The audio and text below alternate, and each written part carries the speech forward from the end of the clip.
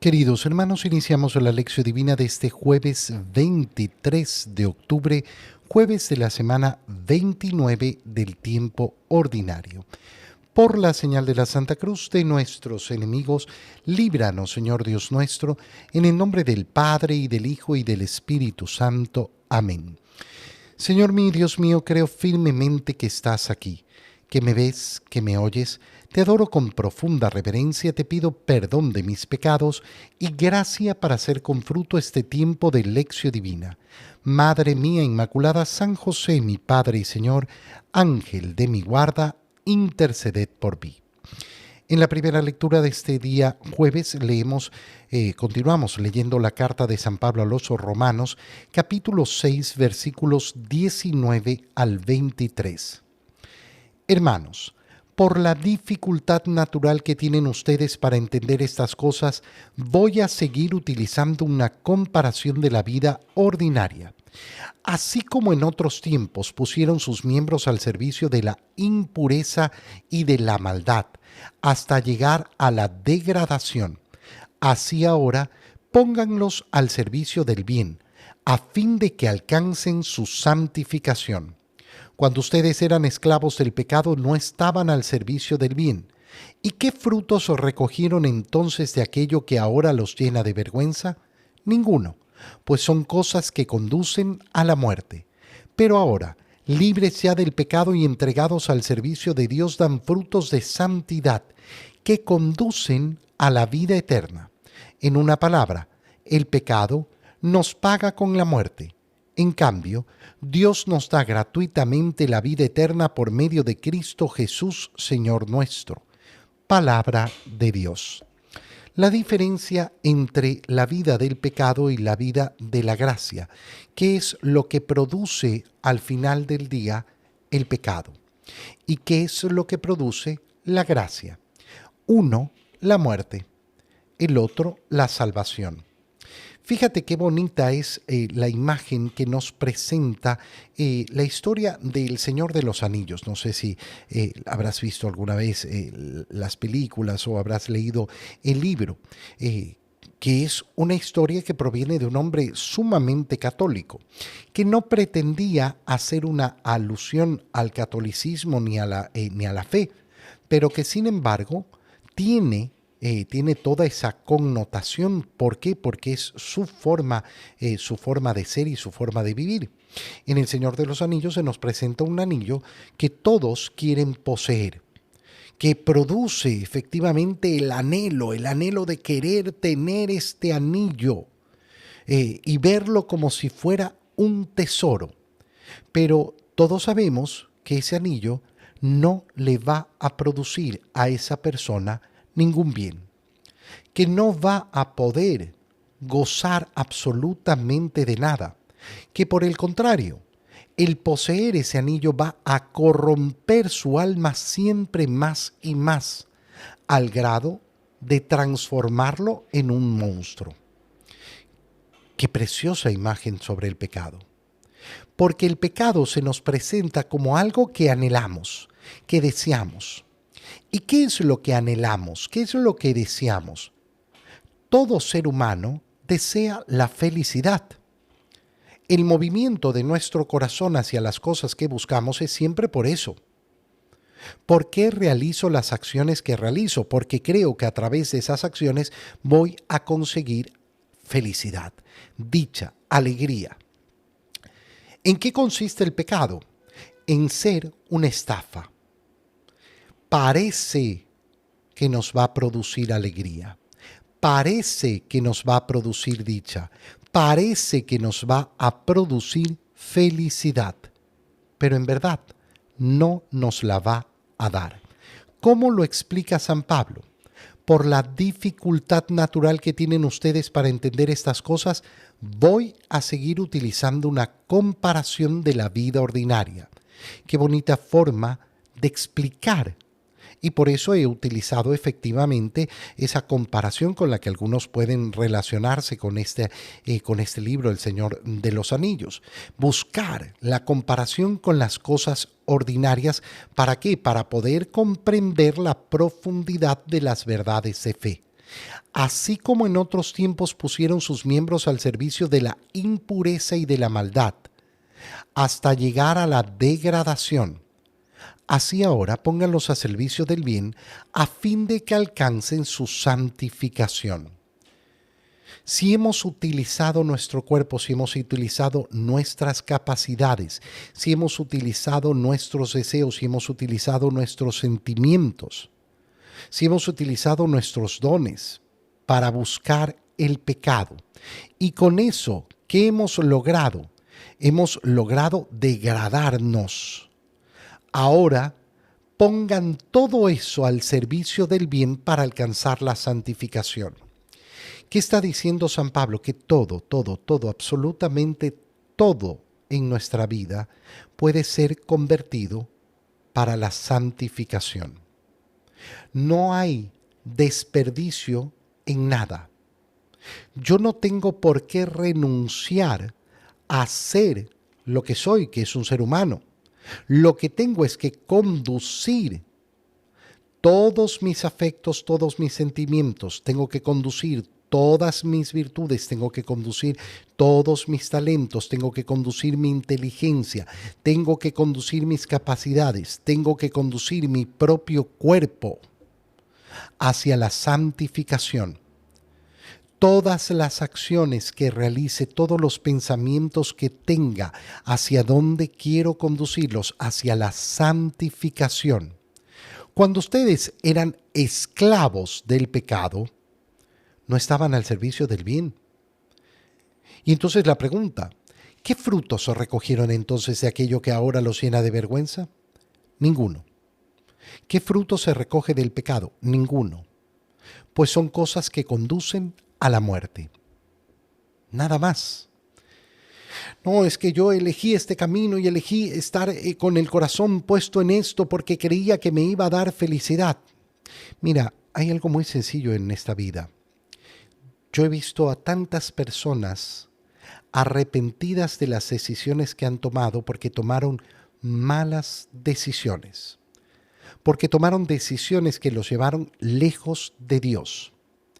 Y esas decisiones que causaron en su alma grandes agonías.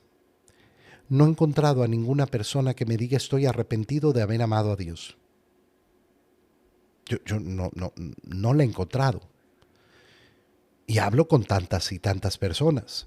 Y he escuchado tantas y tantas historias distintas. Pero nunca me he topado con una persona que me diga qué arrepentido estoy de todo el bien que he hecho. Qué arrepentido estoy de haber puesto a Dios en primer lugar. Qué arrepentido estoy de haber decidido vivir en la gracia de Dios.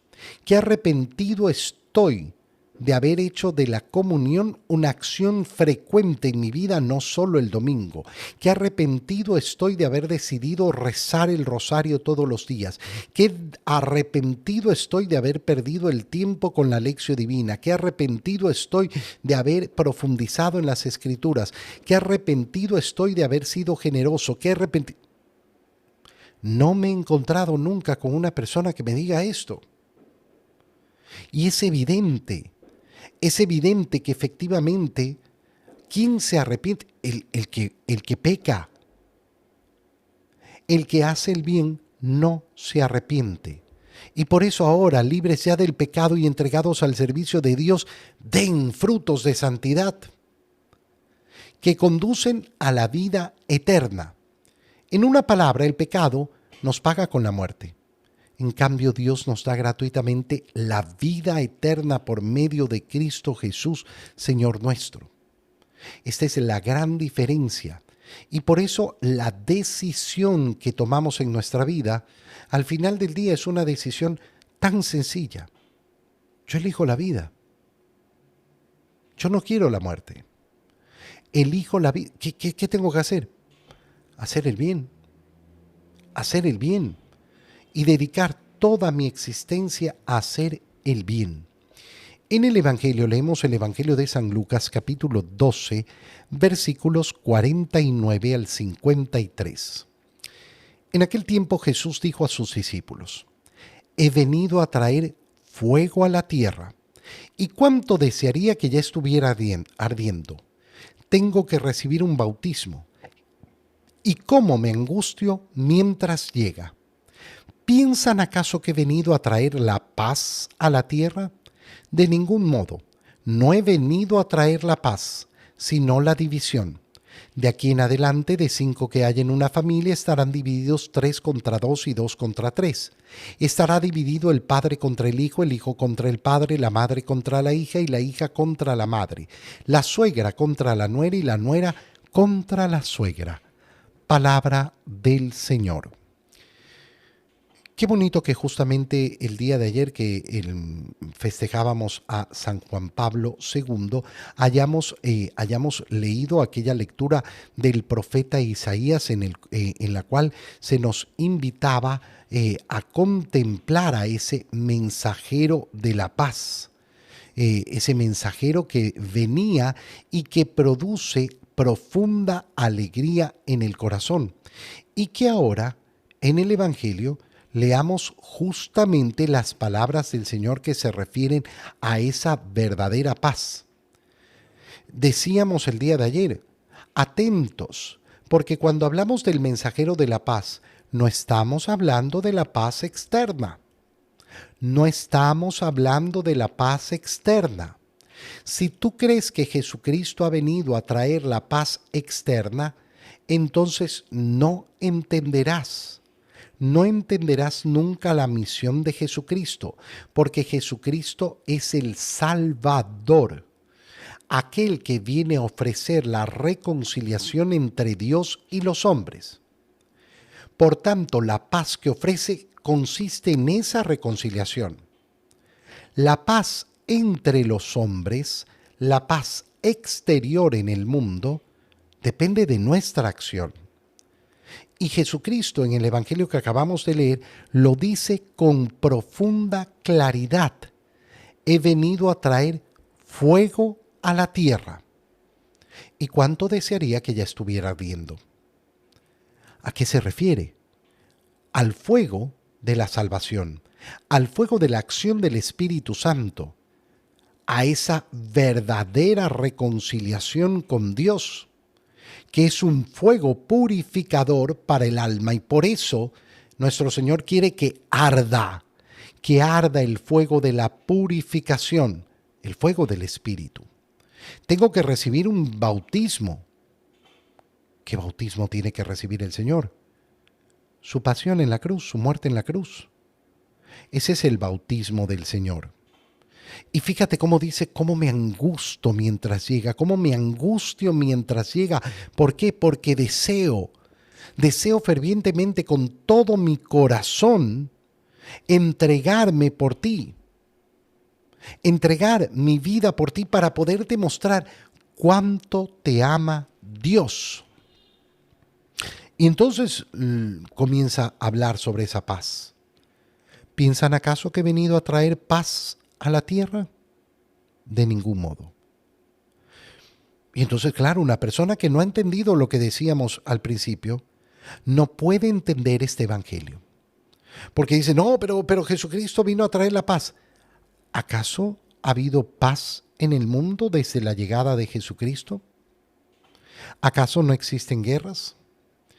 Hace pocos días atrás estaba en una entrevista donde me preguntaban en una radio, pero ¿cómo podemos entender esta situación terrible en el mundo, las guerras?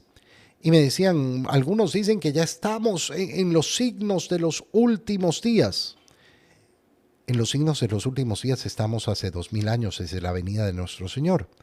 Nosotros vivimos permanentemente en los últimos días, sin que nadie sepa, nadie, sin que nadie sepa el día ni la hora. Nadie. Siempre estamos viviendo en los últimos días porque estamos esperando la llegada de nuestro Señor. ¿Cuánto más va a demorar? No lo sabemos. Y decían, pero vivimos una realidad terrible en el mundo. No vivimos en el momento más terrible de la historia de la humanidad.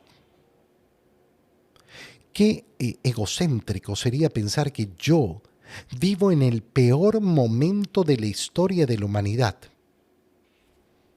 A mí me ha tocado vivir el peor momento de la historia de la humanidad. Ese es el corazón egocentrista. Ese es el corazón que todo lo mide de acuerdo a sí y nada más. Porque basta mirar tantos momentos, tanto peores de la historia y tantísimo peores de la historia. Pero efectivamente, quien está esperando que Cristo venga a hacer reinar la paz en el mundo, que no haya guerras, que no haya conflictos, que no haya divisiones en la familia, que no haya peleas, ¿qué va a estar esperando? Lo que no va a suceder, porque de nuevo, esa es nuestra misión, trabajar por la paz en el nombre de Jesucristo, trabajar por la paz en el mundo. Aunque no lo logremos, nuestra misión es trabajar por la paz y por eso el Señor dice, yo no he venido a traer esa paz. La paz que ha venido a traer el Señor es la reconciliación de la que hemos hablado en la primera lectura. No, todo el contrario. Si ustedes buscan paz exterior, resulta que el creer en mí va a crear no paz, sino división. Y entonces empieza esta parte tremenda del Evangelio porque el Señor dice, de aquí en adelante, de 5 que hay en una familia estarán divididos 3 contra 2 y 2 contra 3. Y entonces nos detenemos y nos hacemos la pregunta que es lógica. ¿Acaso el Señor promueve la división en la familia, en el hogar? No. La respuesta es sencillísima. No, no, no. No la promueve. Pero resulta que la fe es causa de división en los hogares. Tantas personas que tienen que vivir esto. Tantas personas que tienen que efectivamente vivir esa división por querer seguir al Señor verdadera y radicalmente. Y cuando una persona se acerca verdaderamente al Señor y cambia su comportamiento y comienza a descubrir la inmensidad de lo que significa la vida de gracia y cuánto vale verdaderamente y qué es el verdadero tesoro, ¿dónde encuentra en primer lugar los obstáculos? En su propia familia. Su propia familia que le dice, ay, ya te volviste fanático, ay, eres un exagerado, ay, eres una exagerada, ay, pero ¿cómo hoy día miércoles siendo misa, ni que fueras qué, no hay que ser más papista que el Papa? Estas palabras que son tan típicas. Y cuando tú escuchas palabras tan típicas en diferentes bocas, como si hubieran llegado a una gran reflexión personal, te das cuenta que son palabras que provienen del maligno, repetidas una y otra vez. De igual forma, las típicas cosas que dicen una y otra vez, y las dicen con esa arrogancia de pretender que están diciendo algo novedoso, algo a lo cual han llegado por su profunda reflexión. No, hermano mío, no has reflexionado absolutamente nada. Estás repitiendo las palabras que Satanás te susurra en el oído. ¡Qué alegría que mi esposa esté más cerca del Señor! ¡Qué alegría que mi hijo esté yendo a misa entre semana! ¡Qué alegría que mi hermana ahora quiera vivir de verdad el Evangelio! Pero resulta que yo no tengo alegría. ¿Por qué? Porque vivo en la oscuridad. Y su luz me molesta. Su luz me molesta. Pero ¿qué tiene que hacer cada uno de nosotros? Darse cuenta que yo no quiero la división de la familia y Jesús no quiere la división de la familia y Dios no quiere la división de la familia. Pero hay un principio que regula nuestra existencia. Dios es primero. Primero Dios. Amor inmenso a la familia, claro, pero no está en primer lugar. En primer lugar está Dios. Y por eso el Señor lo que está invitando es a darse cuenta de esto. ¿Ustedes creen que ahora van a vivir tranquilitos en paz? No, van a tener guerra, guerra. Y en muchos casos esa guerra se va a producir dentro de su propia familia. No tengan miedo, sean perseverantes. Ya se los dije yo, esto es lo que iba a suceder. Pero aquel que es capaz de combatir verdaderamente esta guerra, entonces saldrá victorioso. Te doy gracias, Dios mío, por los buenos propósitos, afectos e inspiraciones que me has comunicado en este tiempo de lección divina. Pido ayuda para ponerlos por obra. Madre mía Inmaculada, San José, mi Padre y Señor, Ángel de mi guarda, interceded por mí. María, Madre de la Iglesia, ruega por nosotros. Queridos hermanos, que el Señor los bendiga y los cuide. En el nombre del Padre, y del Hijo, y del Espíritu Santo. Amén. Que tengan todos un muy feliz día.